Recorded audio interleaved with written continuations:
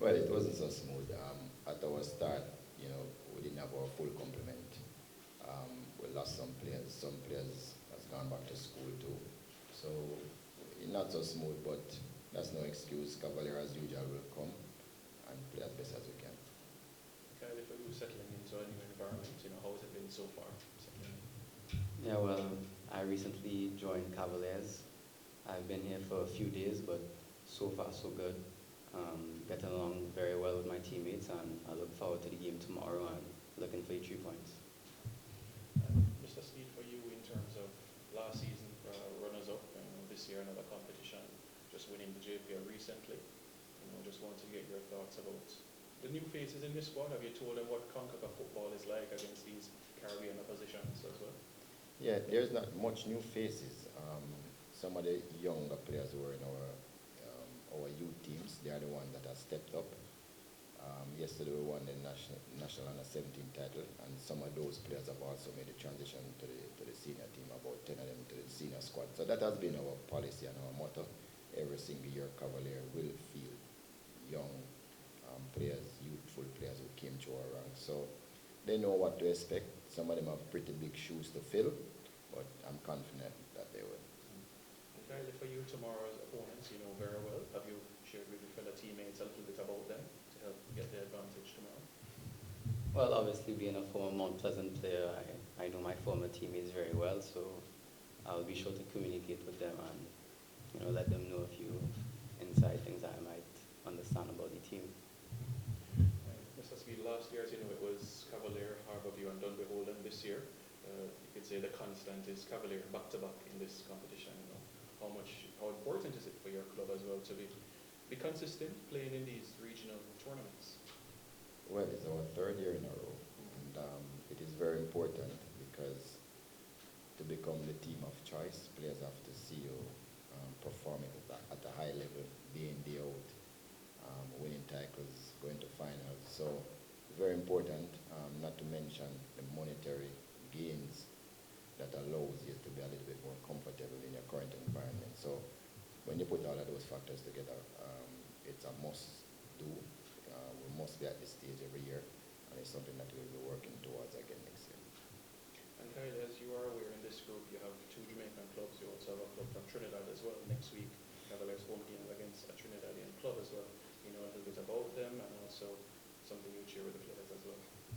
Yeah, I have some national teammates who play for Police FC, so it'll be good to see them again. But as I say, once on the field, it's business time. So going again for 3 points against them next week. But focus on the first match. Do we have any questions? Coach Speed, the rivalry between Mount Pleasant and Cavalier has become a staple in Jamaican football. If you look at it for the past couple of years, it has been Cavalier and Mount Pleasant going at it, you knocking them out sometimes, then beating you sometimes. How important is it for that rivalry to continue in Jamaican football? It's a really good thing, and as I said before, I'm happy Mount Pleasant is in the league, because the truth is, Mount Pleasant makes the league better. They will make the Caribbean Cup better too. It also pushes us to be better, and that just goes, it's better for Jamaican football and Caribbean football in the wider context. I know somebody who follows football well and mentions the mental aspect of it. If you look at the mental battle Cavaliers leading right now against Mount Pleasant, you play them tomorrow with that mental edge. Do you think that would actually give you an edge tomorrow? No.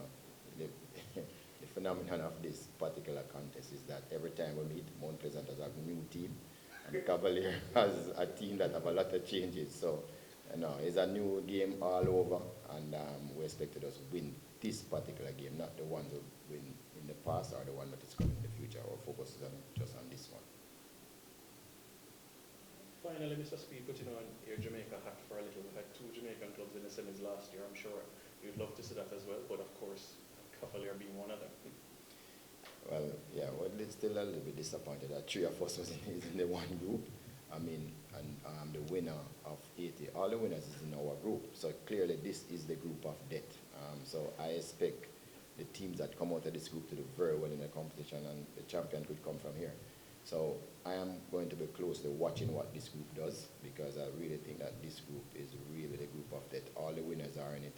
And the only team that didn't win in their country in this group is Mount Pleasant, who is ranked higher than everybody else in the group. So you can see what this group entails. Really a tough group. Kaile, a question for you. Simon mentioned knowing the Mount Pleasant team, but at Mount Pleasant your game time was limited. For tomorrow, do you personally have something to prove? I don't necessarily have that point of view. My point of view is that it was time for me to make a change, and Cavaliers swooped in at the right moment. After one conversation with Mr. Speed, I knew that this was where I needed to be. And I left Mount Pleasant on good terms, so there's no bad blood. Now, with that being said, I'm a competitor.